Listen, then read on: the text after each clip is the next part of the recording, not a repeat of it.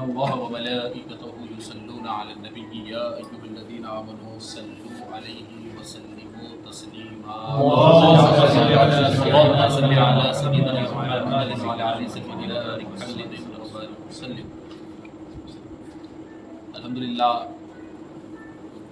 اللہ تبارک و تعالیٰ کا کرم ہے کہ اس پروردگار نے رسول اکرم حضرت محمد مصطفیٰ صلی اللہ علیہ وسلم کے صدقے طفیل میں آج ہمیں سیدہ کائنات سیدنا بی بی فاطمہ الزہرا سلام اللہ علیہا کی بارگاہ میں خراج عقیدت پیش کرنے کا ایک موقع عنایت فرمایا۔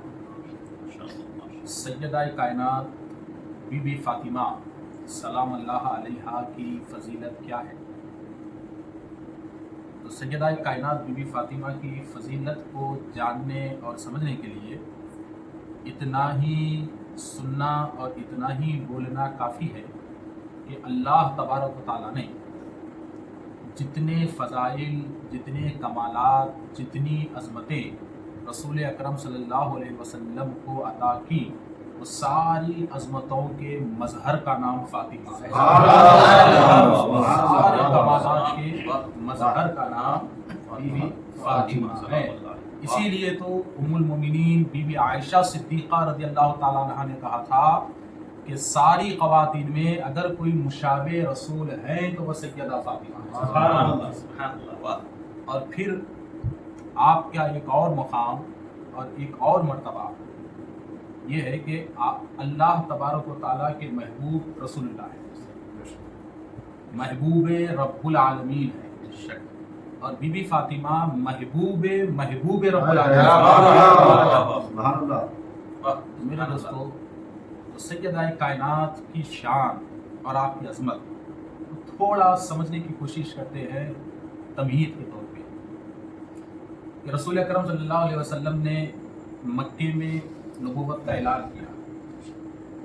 نبوت کا اعلان مکے میں ہونے کے بعد بڑی مشکلوں اور مصیبتوں اور بڑی مشقتوں سے ایک لوگ اسلام میں شامل ہونے لگے۔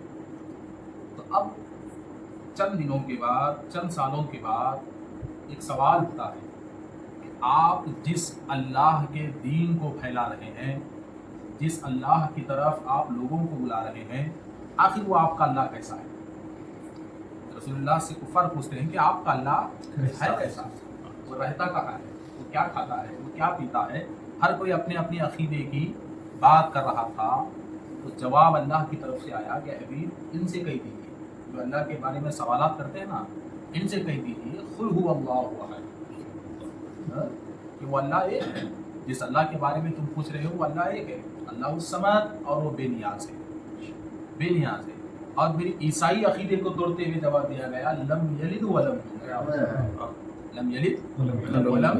یولد، نہ وہ کسی سے پیدا ہوا ہے، نہ اس کی کوئی اولاد ہے، اس کی کوئی اولاد ہے۔ ولم یکن لہ کفوا احد، وہ اکیلا ہے، تنہا ہے، کسی نقصان کا اسے ڈر نہیں ہے، اور وہ ہمیشہ رہنے والا ہے۔ تو یہ نقشہ اب لوگوں کے ذہن میں آ گیا۔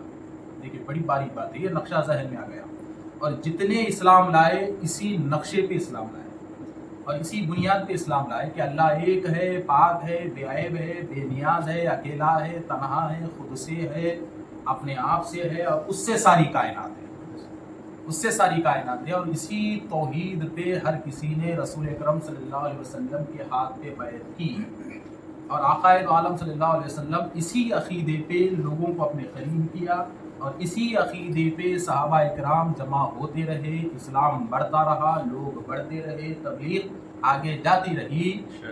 تو اب یہاں ایک سوچنے والی بات ہے کہ رسول اکرم صلی اللہ علیہ وسلم لوگوں کو اللہ کی طرف راغب کر رہے تھے، اللہ کی طرف بلا رہے تھے، اور لوگ اللہ کی طرف جمع ہو رہے تھے، اور رسول اکرم صلی اللہ علیہ وسلم ان کے دل میں اللہ کی محبت بھر رہے تھے، اللہ کی محبت بھر رہے تھے۔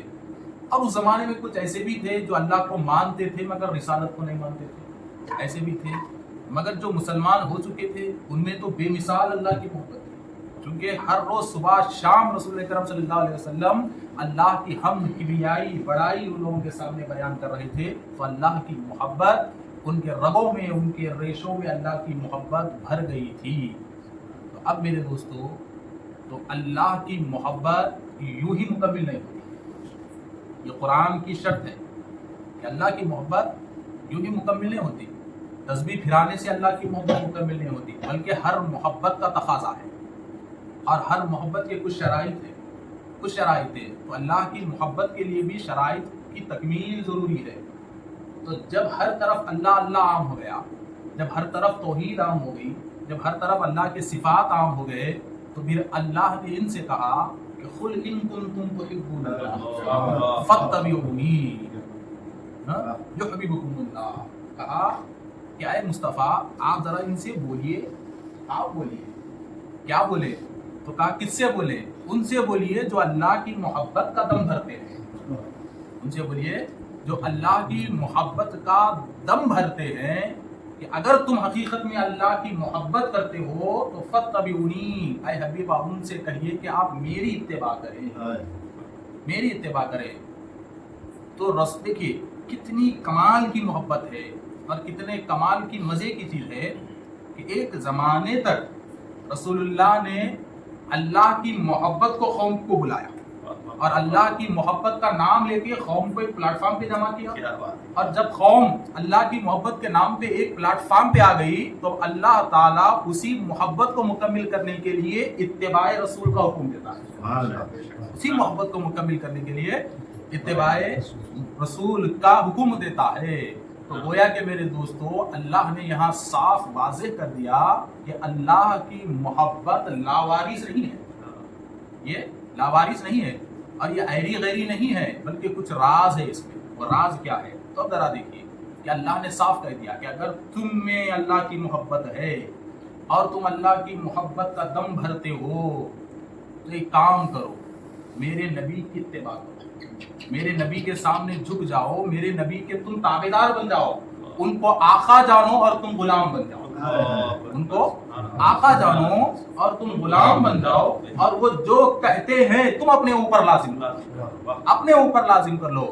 تو تم اپنے آپ کو جب مصطفیٰ کی غلامی میں دے دو گے، مصطفیٰ کے سامنے تم اپنے سر کو جھکاؤ گے، تو یہ سر کا جھکانا ہی اتباع کہلائے گا، یہ سر کا جھکانا ہی تابعداری کہلائے گی۔ تو جب تم نبی کی تابعداری میں، مصطفیٰ کی غلامی میں، مصطفیٰ کی اتباع میں مکمل اترو گے تو پھر اللہ تمہیں چاہنے لگے گا، اللہ تمہیں چاہنے لگے گا۔ تو کمال کی بات کیا ہے؟ بندگی کا کمال یہ نہیں ہے کہ ہم اللہ کو چاہیں، بلکہ بندگی کا کمال یہ ہے کہ اللہ ہم کو چاہے، اللہ ہم کو چاہے۔ تو اللہ ہم کو کب چاہے گا؟ ہم کو کب چاہے گا؟ تو رب کہتا ہے کہ ان کی اتباع پہ میں چاہوں گا، ان کی غلامی پہ میں چاہوں گا۔ تو ٹھیک ہے، ٹھیک ہے۔ تو اللہ نے کہا کہ میری محبت کے لیے نبی کی اتباع کرو، نبی کی اتباع آئے گی تو میں تم کو چاہوں گا۔ تو پھر یہ نبی کی اتباع ہے کیا؟ یہ نبی کی اتباع کیسے کریں، کس طریقے سے کریں؟ تو پھر اللہ تعالیٰ اتباع کی پہلی منزل بتلاتے ہوئے رسول اللہ سے کہلوا رہا ہے کہ اے حبیب میں نے اتباع کا حکم دے دیا، اب ان کو اتباع کا راستہ بھی بتائیں گے۔ تو اتباع کا راستہ کیا اللہ بتا رہا ہے؟ قل لا اسألکم علیہ اجرا الا المودۃ فی القربى، کہا کہ ٹھیک ہے چلو اب اس اتباع پہ آؤ، اس لیے کہ تمہارا کام یہی ہے کہ یہ جو کہے وہ ماننا تمہارا کام ہے، یہ رسول اللہ جو حکم دے وہ ماننا تمہارا کام ہے، اور اتباع پہ تمہیں اللہ کی محبت ملے گی۔ اب اللہ کی محبت تمہیں ہونا ہے تو ان کی اتباع کرو، اور ان کی اتباع کیا ہے؟ اللہ نے کہا قل لا اسألکم، رسول اللہ پوچھتے ہی نہیں ہیں، خاصی میں نعمت ہے آپ کو کیوں پوچھیں، خاصی میں نعمت ہے آپ کو کیوں پوچھیں، ساری کائنات کے خزانے ان کی ٹھوکر میں ہیں، یہ آپ سے سوال کیوں کریں؟ اور حبیب آپ صاف صاف کہہ دیجئے میں پوچھنے والا نہیں، میں پوچھنے والا ہی نہیں ہوں، بات تمہارے احساس پہ ہے، ہم تو پوچھیں گے نہیں، ہم تو پوچھیں گے نہیں، مگر ہاں معلم کائنات ہے سکھائیں گے ضرور، معلم کائنات ہے سکھائیں گے ضرور۔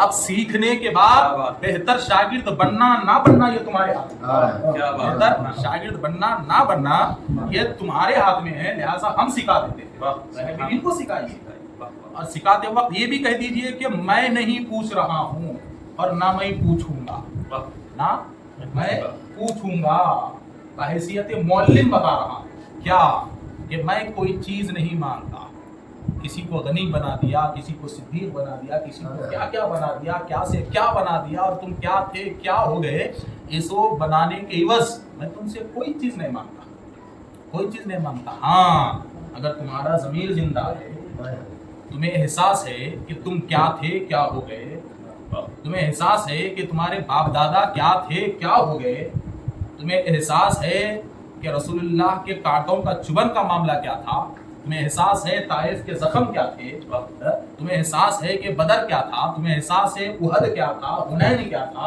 یہ ساری چیزیں اور یہ ساری زخموں کا اور یہ ساری شہادتوں کا اور یہ سارے تکالیف کا اور رسول اللہ کی یہ ساری قربانیوں کا اگر تمہیں احساس ہے تو یہ احساس بتلانے کے لیے مجھے کوئی چیز مت دو، ہاں اگر تم دینا چاہتے ہو تو میری اہل بیت کی محبت دو۔ یہاں ایک چیز غور کرو، اللہ نے یہاں محبت کا جملہ استعمال نہیں کیا بلکہ مودت کا جملہ استعمال کیا۔ محبت اور مودت میں بڑا فرق ہوتا ہے، محبت اور مودت میں بڑا فرق ہوتا ہے۔ الا المودت فی القربى، تم ان کے گھر والوں کی مودت کو دو، ان کے عزیزوں کی مودت کو دو، ان کے بچوں کی مودت کو دو، ان کے خاندان کی مودت کو دو۔ تو یہ مودت ہوتی کیا ہے؟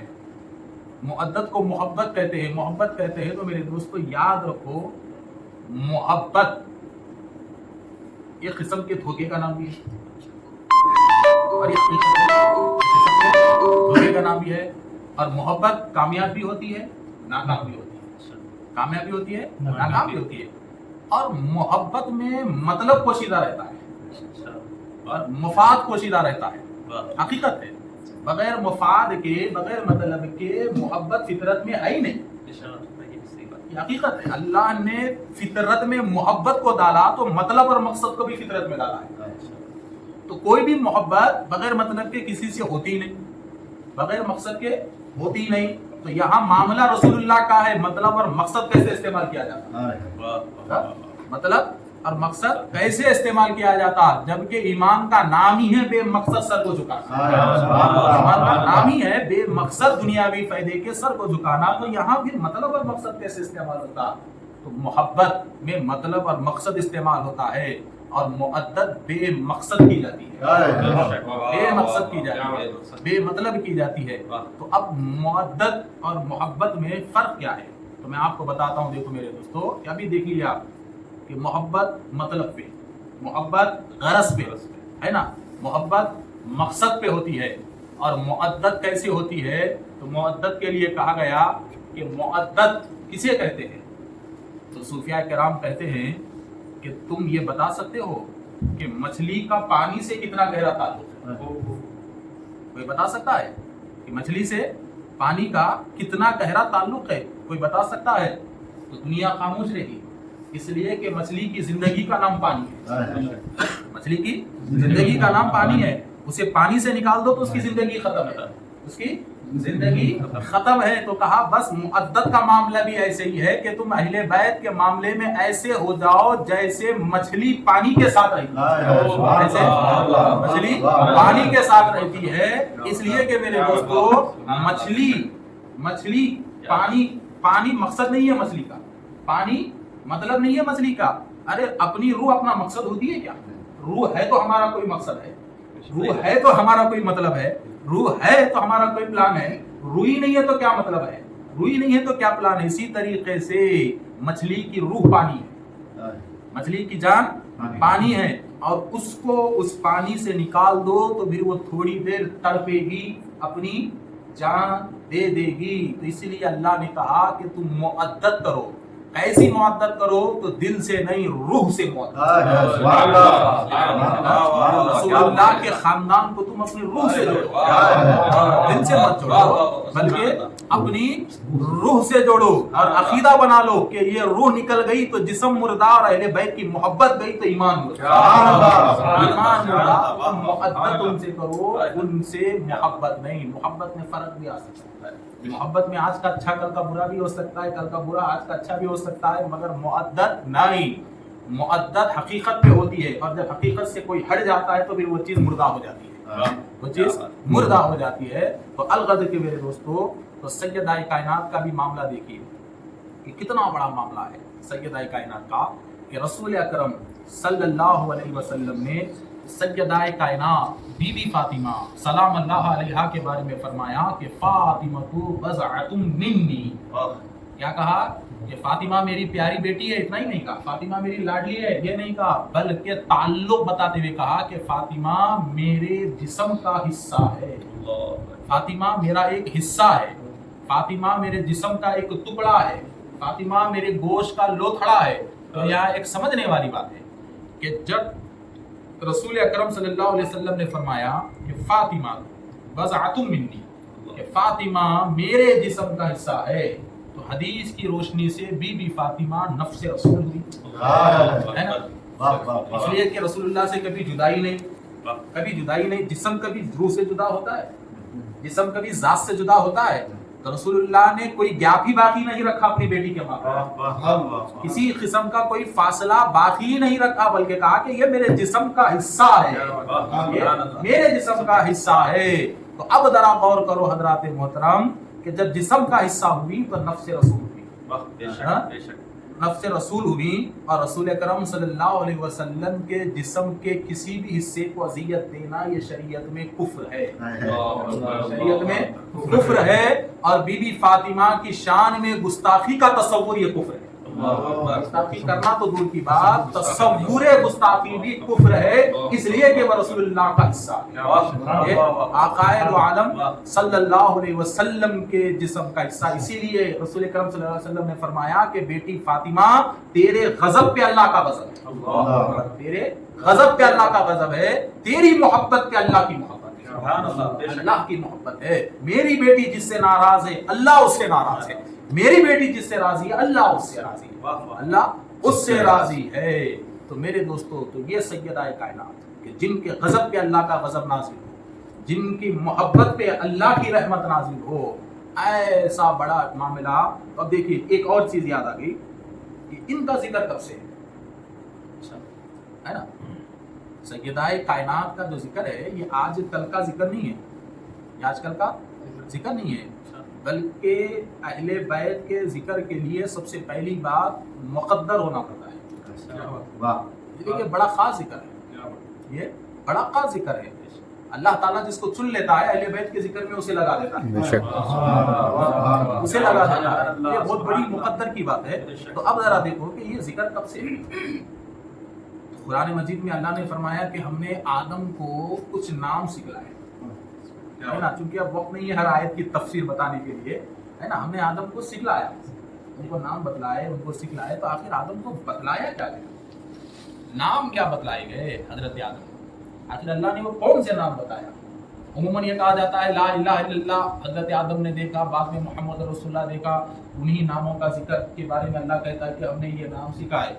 तो याद रखो मेरे दोस्तों कि हुजूर सैयदी मुहद्दिस दक्कन अब्दुल्ला शाह साहब रहमतुल्लाह अलैह की एक रिवायत मुझे याद आ गई कि हजरत मुहद्दिस दक्कन लिखते हैं कि हजरत आदम अलैहिस्सलाम को हजरत जिब्रील जन्नत में ले गए।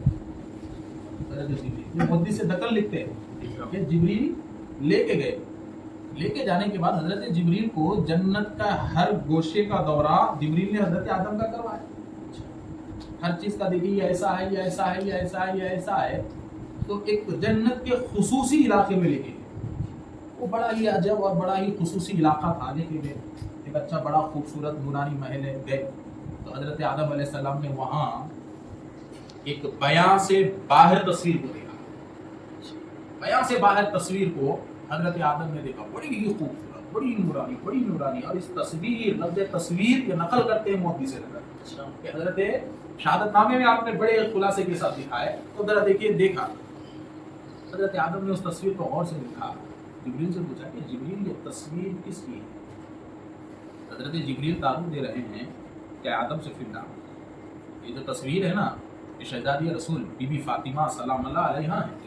یہ رسول اکرم صلی اللہ علیہ وسلم کی شہزادی ہیں, آخری نبی کی یہ بیٹی ہیں, آخری نبی کی یہ بیٹی ہیں. اور سر پہ جو نورانی تاج دیکھ رہے ہیں نا وہ تاج سے مراد ان کے بابا رسول اللہ ہے, تاج سے مراد ان کے بابا رسول اللہ ہیں. اور گلے میں جو لاجواب ہار چمکتا ہوا دیکھ رہے ہو وہ ہار سے مراد ان کے شوہر علی ہیں. اور کانوں میں جو جھمکے نورانی دیکھ رہے ہو اس میں سے ایک جھمکا حسن ہے, دوسرا جھمکا حسین ہے. دیکھیے کیا یہ جھمکا حسن ہے, یہ جھمکا حسین ہے. اب یہ بات یہیں ختم نہیں کر رہے مودی سے دکن, آگے اپنے قلم کو اور چلاتے ہیں اور چلا کے روایت کو اور آگے بیان کرتے ہوئے کہتے ہیں کہ یہیں تک نہیں رکا گیا معاملہ, بلکہ حضرت مودی سے دکن کہتے ہیں کہ حضرت آدم کی نظر اوپر پڑی تو اوپر کچھ ناموں کو آدم نے دیکھا. کچھ ناموں کو آدم نے دیکھا. میں اس کا اردو ترجمہ آپ کو بتاتا ہوں کہ نام دیکھا. وہ نام کیا تھے کہ اللہ اپنے آپ کے بارے میں کہتا ہے کہ میں محمود ہوں یہ محمد ہے, میں محمود ہوں یہ محمد ہے, میں اعلیٰ ہوں یہ علی ہے, اعلیٰ ہوں یہ علی ہیں, میں فاطر ہوں یہ فاطمہ ہے, فاطر ہوں یہ فاطمہ ہے, میں محسن ہوں یہ حسن اور حسین ہے, محسن ہوں یہ حسن اور حسین ہے. اور پڑھنے والا کون ہے؟ کائنات کا پہلا انسان. قاری کون ہے؟ اہل بیت کے نام پڑھنے والا. پنجتن کی پہلے نام کی تلاوت کا قاری کون ہے میرے دوست؟ سوچنے والی بات ہے. ذکر پنجتن کون کر رہا ہے؟ ارے نہ میں قاری ہوں نہ تو قاری ہے, ارے پہلے قاری کا نام آدم ہے پنجتن کے نام پہلا قاری, اور نہ تو کاتب ہے میں کاتب ہوں, ارے پہلا پنجتن کے ناموں کا کاتب خود رب العالمین, خود رب العالمین. آج کسی کے گھر میں نادی علی, آج کسی کے گھر میں نادی علی, کسی کے گھر کی دیواروں پر پنجتن کے نام ہے, وہی تو جنت کا نقشہ دیواروں پہ کھینچے جا رہا ہے, وہی تو جنت کا نقشہ دیواروں پہ کھینچے جا رہا ہے کہ رب نے وہاں حسن لکھا, حسین لکھا, اور عدالت فطرت میں ڈال دیا کہ اگر محب اہل بیت ہے تو جنت کی نقل کر اور گھر کے دیواروں پہ لکھ دے حسن حسین فاطمہ علی, یہ نقل جنت کی ہے. گھروں پہ پنجتن کے نام لکھے جا رہے ہیں. تو حضرات محترم اب ذرا دیکھیے کہ بات یہی نہیں رکی, آگے ٹائم ہوتے جا رہا, بات یہی نہیں رکی, بلکہ حضرت جبریل نے کہا حضرت آدم سے کہ حضرت ان ناموں کو اچھا یاد کیجئے, ایک دن ضرورت پڑے گی, ایک دن ضرورت پڑے گی. اور یہ بات بیان کرنے والا دکن کا محدث ہے, یہ بات بیان کرنے والا ہیرا غیرہ نہیں ہے, جو فقہ حنفی پہ ایک مستند حدیث کا مجمع جنہوں نے ہم کو عطا کیا سید عبداللہ شاہ رحمۃ اللہ علیہ, ایسے محدث آگے لکھتے ہیں, آپ بیان کرتے ہیں کہ جبریل نے کہا آدم سے کہ حضرت یاد کر لو کام آئیں گے, کر لو ایک نہ ایک دن یہ کام آنے والے ہیں. تو گویا کہ کائنات کے پہلے وجود کو بتایا گیا کہ یہ نام بیکار نہیں ہے, کام آنے والے پہلے وجود ہی کو بتایا گیا کہ ذات کو چھوڑو نام کام آنے والا ہے. پہلے وجود کو دنیا ذات کو دیکھ رہی ہے, وہاں نام بتا کے کہا جاتا ہے کہ نام کام آنے والا ہے, کام آنے والا. کیسے کام آیا یہ بھی مودی سے لے کر بتاتے ہیں, کیسے کام آیا نام. تو حضرات محترم ذرا دیکھیے, حضرت آدم سے خطا ہوئی اور وہ خطا ایک بہانہ تھا, اس لیے کہ باپ جب بیٹے کو ہاسٹل کو بھیجنا چاہتا ہے تو کچھ نہ کچھ بہانہ ڈالتا ہے, چل نکل گھر سے. تو وہ بھی ایک بہانہ تھا, نور مصطفیٰ کو زمین پہ اتارنا تھا. تو الغرض دیکھیے اس بات پہ جانا نہیں, حضرت آدم آگے گیہوں کا دانا وہ دانا جو بھی دانا تھا کھا لیے, نیچے آگے. اب نیچے آنے کے بعد 300 سال تک حضرت آدم کا ایک ہی کام تھا, اے اللہ معاف کر. 300 سال اے اللہ معاف کر, اے اللہ معاف کر. وہ 300 سال میں کتنی تسبیحات آدم نے پڑھی ہوں گی, 300 سال میں کیا کیا نام آدم نے لیا ہوگا, 300 سال میں کتنے صفاتی نام اللہ کے پکارے ہوں گے, مگر 300 سال تک جواب نہیں آیا. ہوتے رہے اللہ معاف کر معاف کر معاف کر معاف کر. آخر کار ایک دن حضرت آدم کی کیفیت بہت بگڑ گئی, بڑی بگڑ گئی. ضد ٹھان لیے کہ اب تو میں معاف کرواؤں گا. گئے سجدے میں اور سجدے میں جا کے کہا کہ یا محمود بحق محمد, یا اعلی بحق علی، یا فاطر بحق فاطمہ، یا محسن بحق حسن بن حسین. کہا کہ اے محمود محمد کے صدقے میں، اے اعلی علی کے صدقے میں، اے فاطر فاطمہ کے صدقے میں، اے محسن حسن و حسین کے صدقے میں آدم کو معاف کر. آدم کو معاف کر. اب کیا کہے گی دنیا؟ کیا بات، سبحان اللہ سبحان اللہ. اب دنیا کیا کہے گی؟ اب دنیا کیا کہے گی کہ یہ ذکر کتنا قدیم ہے معلوم ہی نہیں ہے، یہ چرچا کتنا قدیم ہے معلوم ہی نہیں ہے. دور نوح کو لے لو تو میرے کا جب فلسفہ ہے معلوم ہی نہیں ہے. ارے میں کہاں کہاں بتاؤں. دور موسیٰ میں آپ کو 75 ملیں گے، دور ابراہیم میں ذکر 75 ملے گا، دور اسماعیل میں ذکر 75 ملے گا. کہاں کہاں ملے گا؟ کس کس مقام پہ میرے بھائی؟ ضرورت پڑھنے کی نہیں ہے، ضرورت کتاب کو وفاداری سے دیکھنے کی. وفاداری سے دیکھنے کی. پڑھنا الگ ہے، وفاداری میں پڑھنا الگ ہے. وفاداری میں پڑھنا الگ ہے. تو حضرات محترم، تو دیکھیے جواب 300 سال تک نہیں آیا. جب کہا کہ یا محمود محمد کے صدقے میں، اے اعلیٰ علی کے صدقے میں، اے فاطر فاطمہ کے صدقے میں، اے محسن حسن و حسین کے صدقے میں، جواب آیا آدم. جواب آیا آدم. اتنے بڑے نام، اتنے بڑے نام اور اتنا چھوٹا کام مانگ رہے ہو. اتنے بڑے نام اور اتنا چھوٹا کام مانگ رہے ہو. ارے تم جانتے ہو تم نے وسیلہ کیا مانگا ہے؟ اگر آج تم قیامت تک کے لوگوں کی مغفرت مانگتے تمہیں بخش دیتا. سے رقم لکھتے ہیں کہ جواب ایسا آیا کہ رب نے کہا کہ ان ناموں کے صدقے میں قیامت تک کی مغفرت چاہتے تو میں سب کو بخش دیتا، سب کو معاف کر دیتا. کہ آدم جاؤ، میں نے تم کو آزاد کر دیا، میں نے تم کو آزاد کر دیا. تو الغرض کے حضرات محترم، تو یہ ہے جن کا ذکر اول سے ہے اور ہوتے ہوئے آیا ہے. ان کا تعارف ہر قوم کو کرایا گیا، ان کا تعارف ہر دور میں کرایا گیا، ہر دور میں ان کا تعارف کرایا گیا. اب الغرض کے میرے دوستوں، تو دیکھیے کہ پھر ایک وقت آیا کہ رسول اکرم صلی اللہ علیہ وسلم ہجرت کر کے مدینہ آئے. اب جب ہجرت کر کے مدینہ آئے تو تاریخ ہمیں یہ بتاتی ہے کہ مکے سے صرف 2 ذات نکلی، ایک رسول اللہ کی ذات، ایک حضرت ابوبکر صدیق رضی اللہ تعالیٰ عنہ کی ذات ہے نا، رسول ذات. تب یہاں سوچنے والی بات ہے، مکے سے رسالت مدینے کے لیے نکلی مگر میرے نبی کا جسم ابھی بھی شکل فاطمہ میں مکے میں تھا. سبحان اللہ. ہجرت تو کامیاب رہی رسول اللہ کی مگر میرے نبی بے قرار تھے مدینے میں بی فاطمہ کے لیے. بڑے بے قرار تھے کہ کب میری بیٹی کو میں بلاؤں، کب فاطمہ کو میں بلاؤں. بڑے بے قرار تھے اور پہلے ہی دن سے تیاریوں میں لگ گئے کہ بیٹی کو مدینہ بلانا. پہلے ہی دن سے حضرت زائد سے مشورہ چلنے لگا، اونٹوں کو خریدا گیا بی بی فاطمہ کو لانے کے لیے. تو اب دیکھیے میرے دوستو کہ یہاں اب ایک چیز سمجھنا ہے کہ تعلق کیسا ہے اہل بیت کا، کس قسم کا تعلق اہل بیت کا ہے.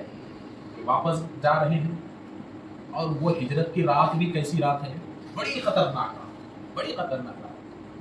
قتل کا 100% منصوبہ رسول کریم صلی اللہ علیہ وسلم، آپ کو شہید کرنے کا 100% منصوبہ. بڑے بڑے سورما گھر کو گھیرے ہوئے، دروازے کے باہر ٹھہرے ہوئے کہ اب دروازہ توڑنا ہے، اندر جانا ہے، حملہ کرنا ہے، شہادت کا منصوبہ. ایسی حالت میں حکم ہوا یا رسول اللہ آپ جائیے. اللہ کا حکم ہوا، خود سے نہیں گئے، اللہ نے بھیجایا کہ آپ جائیے. یہ کم وقت سدھرنے والے نہیں ہیں، ان کو ان کے حال پہ چھوڑ دیجیے. اب آپ جائیے، اب آپ جائیے اس لیے کہ یہ کعبہ روز اول سے اللہ کا گھر ہے، یہاں کسی نبی کا گھر آج تک نہیں بنا. سمجھنے والی بات ہے، روز اول سے یہاں اللہ کا گھر ہے، کسی نبی کا گھر آج تک نہیں بنا. 2 دربار ایک جگہ ہو ہی نہیں سکتے. اب آپ جائیے، آپ کے دربار بنانے کا وقت آ چکا ہے، آپ کا دربار بننے کا وقت آ چکا ہے. اب آپ جائیے تاکہ میں بھی تو امتحان لوں کہ جو ادھر آتا ہے ادھر جاتا ہے کیا نہیں. محبت کا مزہ ہی کیا آئے گا. پھر قل ان کنتم تحبون اللہ کی آیت پوری کب ہوگی؟ یہ آیت پوری کب ہوگی؟ لہٰذا حبیب آپ جائیے تاکہ آپ کا دربار الگ بن جائے اور یہ آنے جانے والوں کا امتحان بھی ہو جائے. आने जाने वालों का भी इम्तिहान हो जाए। अब आप जाइए, हुक्म खुदाबंदी तामील में रसूलुल्लाह निकल गए, मगर मक्के के भी बड़े अजीब लोग थे कि रसूलुल्लाह से मक्के वालों की दुश्मनी नबूवत इस्लाम के मामले में थी, पर्सनल लाइफ में नहीं थी। अगर कोई मक्के वालों को रसूलुल्लाह की पर्सनल लाइफ पूछते तो कसम खा के कहते बड़े शरीफ आदमी है, बड़े सच्चे आदमी है, कसम खा के कहते। और फिर ये भी कहते नहीं मालूम इनको क्या हो गया है कि नए नए बातें कर रहे। तो ऐसी खतरनाक दुश्मनी में भी मक्के वाले अपना जेवर रसूलुल्लाह के पास हिफाजत के लिए रखाते थे, अपना रुपया पैसा हिफाजत के लिए रखाते थे। तो रात में निकलना है, लोगों की अमानतें रसूलुल्लाह के पास है। हज़रत अबू बकर से कहा कि अबू बकर अमानतें मेरे पास हैं, बगैर अमानतें दिए मैं कैसे जाऊंगा, अभी ये दुश्मन नया वावेला कर देंगे। पूछा मैं क्या करें, तो कहा जरा ठहरो, मेरे नायब को मुकर्रर करता हूँ, जरा ठहरो, सही तरीके से पहुंचाने वाले को मुकर्रर करता हूँ। पूछा या रसूलुल्लाह ऐसे खतरनाक हालात में कौन तैयार होगा, तो अल्लाह के नबी ने कहा अली को बुलाओ, अली को बुलाओ। देखिए ताल्लुक कैसा है, अली को बुलाओ। मौला अली आए तो फौरन रसूलुल्लाह ने मुख्तसर रसूलुल्लाह ने कहा कि अली अल्लाह का हुक्म आया है, मैं मक्का छोड़ रहा हूँ, यसरब जा रहा हूँ। पहले यसरब नाम था, मैं यसरब की तरफ जा रहा हूँ। मौला अली ने कहा या रसूलुल्लाह मैं भी आऊँगा, तो कहा नहीं अली आप नहीं आएंगे। पूछा वो क्यों, तो कहा कि अली आज की रात तुम अपने बिस्तर पे नहीं मेरे बिस्तर पे सो जाओगे, मेरे बिस्तर पे सो जाओगे और सुबह उठोगे, सारी अमानतें दे दोगे और वापस मुझसे आके मिल लेना। देखिए काम क्या है, रसूलुल्लाह के बिस्तर पे सोना है, सुबह उठना है, अमानतें देना है, वापस मिलना है। तो ये कैसी हालत है। मौला अली की मोहब्बत देखिए, कैसा खतरनाक माहौल है। आपको मालूम है उस वक्त मौला अली कोई 30 साल 40 साल के नहीं है, 30 साल 40 साल के नहीं है मौला अली, बल्कि तारीख बताती है कि 20 साल के अंदर के नौजवान से ये बात कही जा रही है। 20 साल के अंदर के नौजवान से ये बात कही जा रही है कि अली सो जाओ, सुबह उठो। और कैसी हालत में कि हमला कभी भी हो सकता है। हज़रत अली ने क्या कहा होगा, मौला अली ने यह कहा होगा कि या रसूलुल्लाह मैंने दुनिया देखी क्या है, जवान बच्चा हूँ, मैं ओढ़ के सो जाऊंगा, ये लोग तो आपके खून के प्यासे हैं, आधी रात को दरवाजा खोल के अंदर आके आप समझ के मुझ पे हमला कर दें तो अली तो जाएगा। तो मौला अली ने यह कहा नहीं, जब मैं ये वाक़या बयान करता हूँ तो मेरा विजदान यहाँ पुकारता है कि हिजरत की रात जब रसूलुल्लाह ने मौला अली से कहा कि अली मेरे बिस्तर पे सो जाओ, तो क़ल्ब अली ने ज़रूर ये कहा होगा कि मक्के से निकल कर मस्जिद अक़सा जाना, मस्जिद अक़सा से सातों आसमान जाना, सातों आसमान से लामका जाना और लामका में खुदा का बेपर्दा दीदार करना, ये नबी की मेराज थी। तो हिजरत की रात बिस्तर नबूवत पे सोना ये अली की मेराज, अली की मेराज थी। तो वह ऐसे मुकाम को छोड़ कैसे सकते हैं, तो कैसे छोड़ सकते हैं। कहा रसूलुल्लाह जाइए मैं सो जाऊँ, जाइए मैं सो जाऊंगा। रसूलुल्लाह निकले, ऐसे निकले, कंकरियां पड़ी, फेंका। तो जरा देखिए मेरे दोस्त, रसूलुल्लाह सामने से जा रहे हैं, उनको नजर नहीं आते। घेरा फौज का है, दुश्मनों का है, मुख्तलिफ कबीले के लोगों का घेरा है, सामने से जाते हैं। जिस जगह से रसूलुल्लाह जाते हैं वहां उनकी आंखों से पर्दा पड़ जाता, निकल गए। सुबह मौला अली उठे, अमानतें बांटे, निकल गए। तब यहाँ एक चीज है कि मौला अली के सोने पे उनके साथियों को ताज्जुब हुआ। वो क्यों ताज्जुब हुआ मालूम? मौला अली के सोने को उनके साथियों ने जब भी देखा तो रात में सोते हुए नहीं देखा, बल्कि सजदे में मुसल्ले पे रोते हुए देखा, रोते हुए देखा था। तो साथियों ने पूछा अली आप रात में हम आपको कभी भी देखते हैं, आप मुसल्ले पे रोते हैं, सोते क्यों नहीं? तो मौला अली ने कहा था कि क्या करूं, जब बिस्तर पे जाता हूं तो मौत डरा देती है। पूछा या मौत से डरते? कहा नहीं मैं मौत से नहीं डरता, गफलत से डरता हूं कि अगर मैं नींद में मेरी रूह निकल जाए तो फिर मैं अल्लाह को याद नहीं करता रहूंगा, बगैर जिक्र इलाही के मेरी रूह निकल जाएगी। इसीलिए मैं सोता नहीं, मुसल्ले पे रहता हूँ। मगर उस रात तो हकीकत में मौला अली मौत के मुंह में थे। हिजरत की रात हकीकत में मौला अली मौत के मुंह में थे, मौत के मुंह में थे। मगर आपको मालूम है अली के सोने को देखकर दोस्त हैरान हो गए कि उस रात ना वो मुसल्ला था, ना वो रोना था, ना वो सजदा था, बल्कि बड़े आराम से पलंग पर कम्बल ओढ़े हुए मौला अली सो रहे हैं। हैरान हो गए, यार आज तो अली मौत के मुंह में है, ना रोना है, ना मुसल्ला है, ना सजदा है, ना सजदा है। तो चलते चलते रास्ते में पूछा कि अली रात में हमने झांका था चोरी से खिड़की में, ना वो मौत का डर आपको नहीं था, जबकि हकीकत में आप मौत के मुंह में थे, मगर बड़े मजे से सो गए। क्या आपको यकीन था कि पिछली रात आपको मौत आने वाली नहीं है? मौला अली ने कहा बेशक मुझे यकीन था कि मुझे मौत आने वाली नहीं है। पूछा वो कैसे?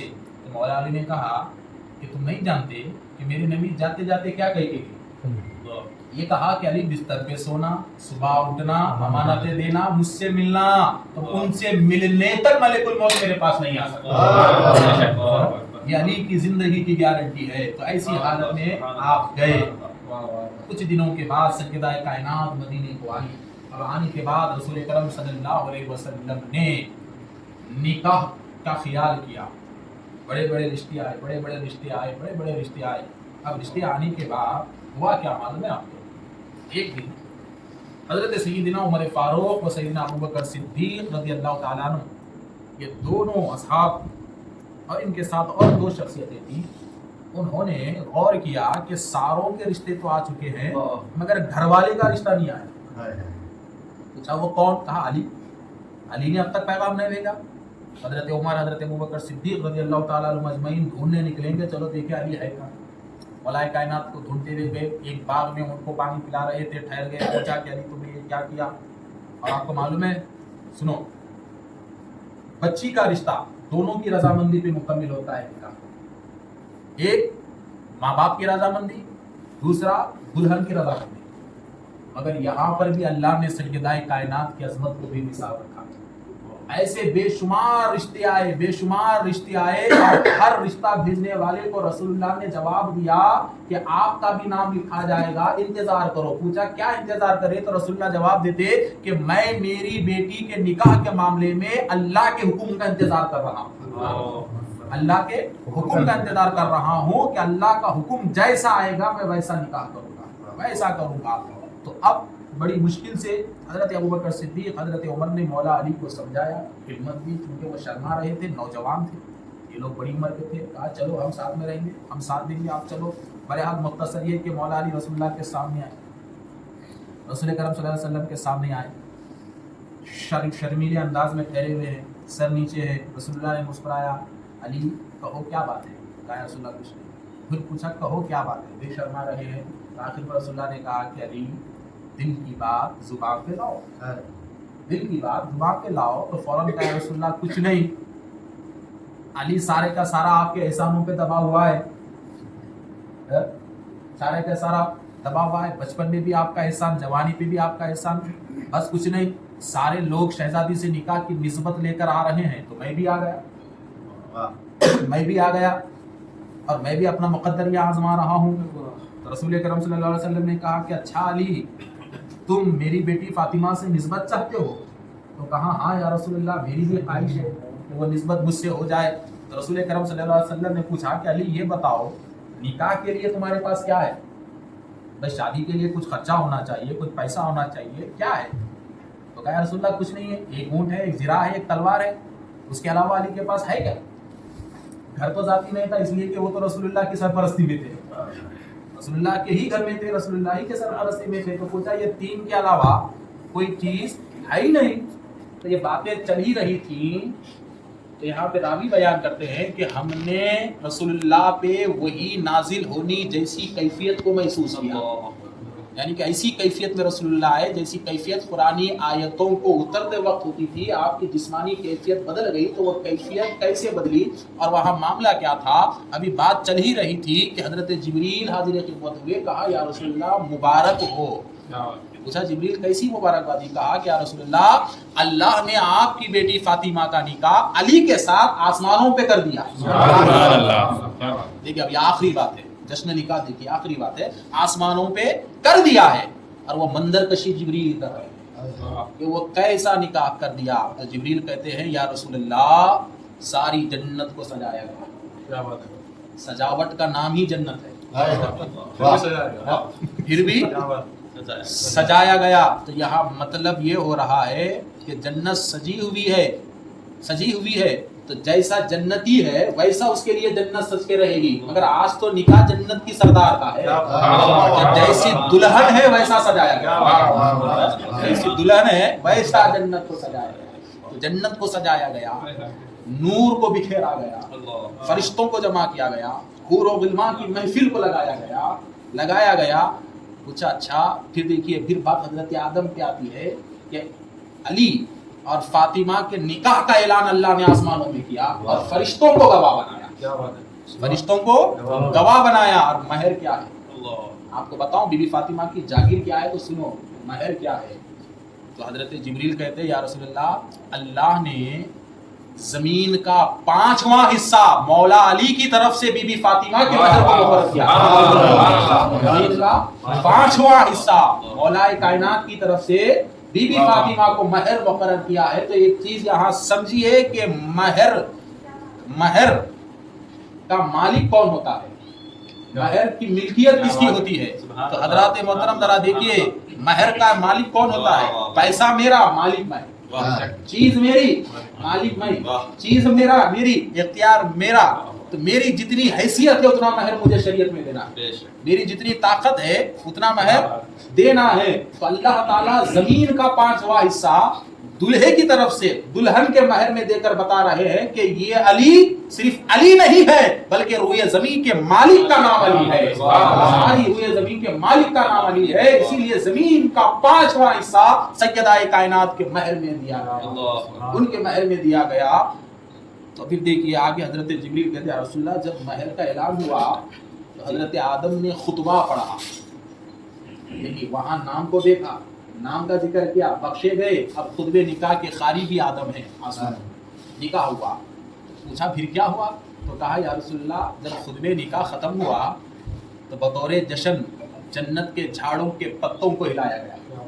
जन्नत के झाड़ों के नूरानी पत्तों को हिलाया गया खुशी के तौर पे। तो पत्ते झड़ते रहे, झड़ते रहे, झड़ते रहे, झड़ते रहे, झड़ते रहे, झड़ते रहे। कितने झड़े, तो जिब्रील कहते हैं कि क़यामत तक जितने मुहिब्बीने अहले बैत आएंगे उनकी तादाद के बराबर वो पत्ते झड़ते रहे, झड़ते रहे, झड़ते रहे। तो देखिए टाइम हो गया खाना खाने का, झड़ते रहे। तो पूछा फिर क्या हुआ, तो कहा या रसूलल्लाह कुछ नहीं, जब निकाह हुआ तो मुबारकबादी के रुखे तकसीम हुए। मुबारकबादी के रुखे तकसीम हुए।